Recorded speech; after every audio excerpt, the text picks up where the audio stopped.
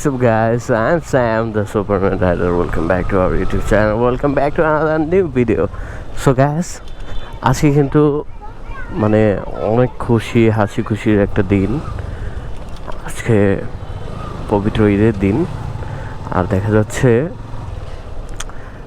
এই মুহূর্তে আমার দেখা যাচ্ছে বের হওয়ার একটাই উদ্দেশ্য, ঢাকা শহরের ভিতরে এই কুরবানি ঈদের এই সময়টা কি হয়, মানে পরিস্থিতিটা কেমন, এটা দেখানোর জন্যই আজকে বের হওয়া। সো সেক্টর প্রত্যেকটা রোড দিয়ে আমি ঢুকবো, মানে প্রত্যেকটা বলতে অল্প কিছু সংখ্যক রোড দিয়ে আমি ঢুকবো। আর সেখান দিয়ে ঢুকলেই আপনারা মোটামুটি দেখতে পাবেন যে এই সময় দেখা যাচ্ছে ঢাকা সিটিতে মানে কি হয়, কি অবস্থা, মানে গরু কোরবানির যে একটা আনন্দ, একটা ধুম লেগে যায়, সেটার কিছু উদাহরণ দেওয়ার জন্য ঢুকে গেছি। সো এখানে দেখা যাচ্ছে প্রত্যেকটা রোডে এক একটা বিল্ডিংয়ে তো অনেক লোক থাকে, অনেক মানুষ থাকে, কিন্তু সবাই তো এখানে স্থায়ী না। দেখা যাচ্ছে যারা স্থায়ী বা যারা গ্রামের বাড়িতে যায়নি, ঢাকা সিটিতে ঈদ করে, দেখা যাচ্ছে তারা এখানে কোরবানি করে। আর দেখা যাচ্ছে এই জন্য এই অবস্থা। আর প্রত্যেকটা রোডে, প্রত্যেকটা বিল্ডিংয়ে অনেক মানুষ থাকে। সবাই যদি কোরবানি করতো তাহলে দেখা যাচ্ছে সেটা বিপুল সংখ্যক হয়ে যেত। আর এখানে যারা স্থায়ী বাসিন্দা বা ঢাকা ঈদ করে গ্রামে যাওয়া হয় না, তাদেরই কোরবানি করা। সো ভোর 7টার পর, ঈদের নামাজের পর দেখা যাচ্ছে কোরবানির কার্যকলাপ শুরু হয়ে গেছে। সবাই দেখা যাচ্ছে তাদের পছন্দের পশুটিকে মহান আল্লাহর নামে, আল্লাহর জন্য কোরবানি করে দিয়েছে।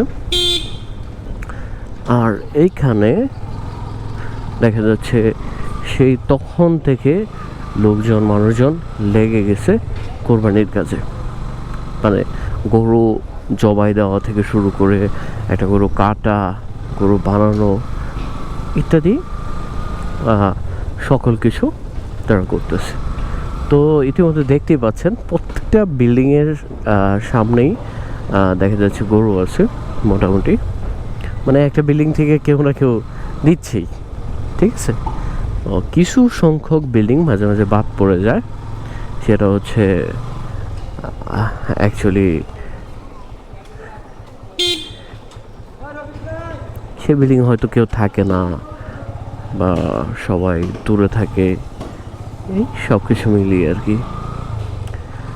সো হাটের ভিডিও তো মনে হয় আমি দেখাইছি। এবার বিপুল সংখ্যক পশু দেখা যাচ্ছে কেনা বেচা হয়েছে। আর দেখা যাচ্ছে বিপুল সংখ্যক মানুষ এবার কোরবানি দিচ্ছে। একবার তো ভাবছিলাম দেখা যাচ্ছে হতে পারে মানুষের অর্থনৈতিক সংকট, মানুষ মনে হয় এবার দেখা যাচ্ছে ভালো করে কোরবানি দিতে পারবে না বা ওই পরিমাণ পশু কিনতে পারবে না। সো হাটে যাওয়ার পরে যে মানে যে পরিসরে দেখা যাচ্ছে দেখছি যে পশু কেনাবেচা হয়েছে, সেটা হচ্ছে আমার আরেকটা ভিডিও আছে, সেখানে আমি গরুর হাটে গেছিলাম। সো ওটা দেখলেই বুঝতে পারবেন যে গরুর হাটে কী পরিমাণ ক্রাউড ছিল আর কী পরিমাণ কোরবানি হয়েছে। সো দেখা যাচ্ছে এবার হাটটার উত্তরে যে টিয়াবাড়ি হাট আছে, সেই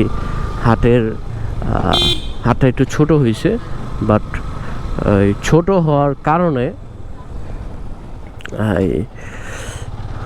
মেট্রো স্টেশনের যে ওই কি বলে ছিল, রোড ছিল, স্টেশনের নিচ সেটা পুরো ব্লক হয়ে গেছিলো। হ্যাঁ, হাটটা ছোট হওয়ার কারণ। আর হাটটা ছোট কেন হয়েছিল, দেখা যাচ্ছে ওখানে রেস্টুরেন্ট ঢুকে গেছিলো যেখানে গরুর হাট হইতো। আর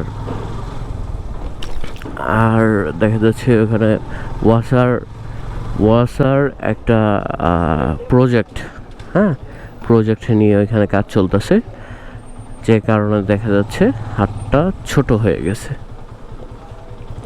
এই কারণেই একটু কিছুটা দুর্ভোগমূলক দেখা যাচ্ছে পরিস্থিতির শিকার হয়েছিল সবাই, কিন্তু দেখা যাচ্ছে ওইটা কি বলে অল্প সময়ের জন্য।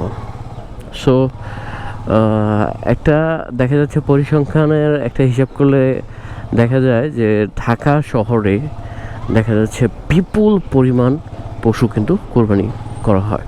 হ্যাঁ, আর একটা বিশেষ করে সবার কাছে দেখা যাচ্ছে অনুরোধ থাকবে, সেটা হচ্ছে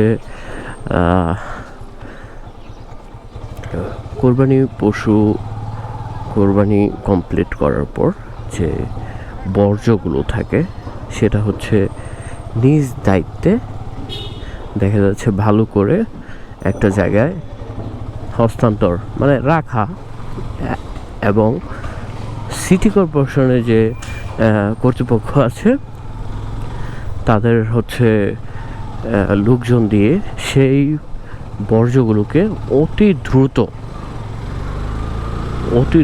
দ্রুত সরিয়ে ফেলা, তাহলে দেখা যাচ্ছে পরিবেশের ভারসাম্যটা নষ্ট হবে না। সো আমি দেখা যাচ্ছে এখন খালপাড় মানে সোনারগাঁও জনপথের মেন রোডে আছি। সো আমি যাব মানে সেক্টরের বিষয় কি অবস্থা এটা তো একটু দেখাইলাম। তো আমি যাব একটু দেখা যাচ্ছে গরুর হাটের দিকে। সো সামনে দেখতে পাচ্ছেন উত্তরা ডিয়াবাড়ি দেশের বৃহত্তম কোরবানি পশুর হাট। সো আমি গরুর হাটের দিকে একটু যাব, গিয়ে আপনাদেরকে দেখাবো যে অ্যাকচুয়ালি কী অবস্থা, মানে হাটের কী অবস্থা, আজও কি মানে এখন পর্যন্ত পরিস্থিতি কী অবস্থা।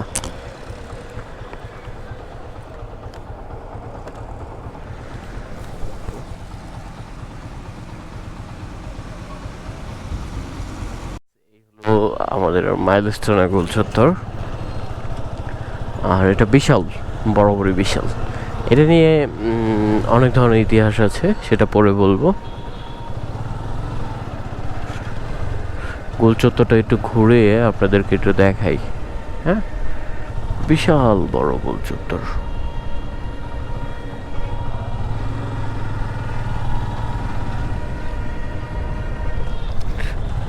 দেখেন গোল চত্বরের ভিতরে একটা মানুষ শুয়ে আছে। হ্যাঁ, এটা দেখা যায় 30 স্পিডে গোল চত্বরটা ঘুরতে গেলেও অনেক সময় লাগে। আর এখানে দেখা যাচ্ছে মাইলস্টোন ট্র্যাজেডিতে যে মাসুম নিষ্পাপ বাচ্চাগুলো শহীদ হয়েছে তারই স্মৃতিচরণে এখানে শহীদ মিনার তৈরি করা হয়েছে। আর দেখা যাচ্ছে এটা নিয়েও একটা গল্প আছে, সেটা হচ্ছে একটা সময় আপনাদেরকে শেয়ার করব মাইলস্টোন ট্র্যাজেডিটা, মানে একটা ডিটেলসে একটা গল্প আমি তৈরি করব। সো এখন যাচ্ছি গরুর হাটের দিকে।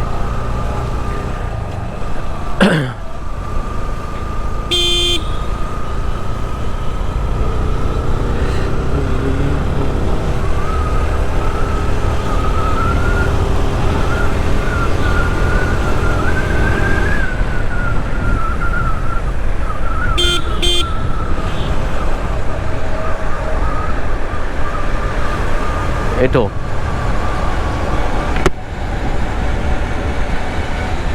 এক নম্বর স্টেশন হয়ে মেন মানে উত্তরা মেট্রো রেলের যে এক নম্বর স্টেশন, মেন স্টেশন হয়ে ঢুকে গেলাম। এটা হচ্ছে সেই ঝামেলাযুক্ত, সেই ক্রাউডযুক্ত গোল চত্বর। সো এইখান দিয়ে ঢুকতে কি অবস্থা হয়েছিল আমার, দেখা যাচ্ছে আগে যে ভিডিওটা ছিল, যারা সেটা দেখছেন বুঝতে পারবেন যে এইখান দিয়ে ঢুকতে আমার কি অবস্থা হয়েছিল। আর এখানে কিন্তু গরুর হাট হয়েছে, হ্যাঁ, হাটটা শুধু এইখানে না, এইদিকে দেখা যাচ্ছে যত ছিল, মানে কি বলে, যত দেখা যাচ্ছে লোকজন, মানে হাট এখান থেকে শুরু করে ওইদিকেও চলে গেছে। হ্যাঁ, এখানে এই অবস্থা। আজকেও কিন্তু মাঠে কিছু সংখ্যক গরু দেখা যাচ্ছে, এখানে ঘাস কিনে ফেলা হচ্ছে। ওই যে প্রজেক্টটা দেখতে পাচ্ছেন, দেখা যায় কিনা জানি না, দেখা যায় এটা ওয়াসার প্রজেক্ট। ওই প্রজেক্ট আর ওই পাশে একটা রেস্টুরেন্ট আছে, এই দুটার জন্য দেখা যাচ্ছে গরু হাট ছোটো হয়ে গেছে। আর এইখানে গরু হয়েছে, হ্যাঁ।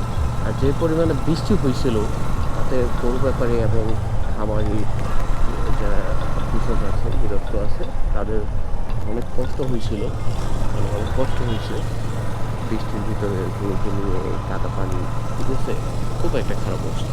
আর যেহেতু গরুর হাঁটছে শেষ, সিটি কর্পোরেশন যারা কর্তৃপক্ষ আছে তাদের দৃষ্টি আকর্ষণ করা যাচ্ছে যে যে বজ্র আছে, হ্যাঁ, যে ময়লা আছে, এটা যেন দ্রুত অপসারণ করা হয়।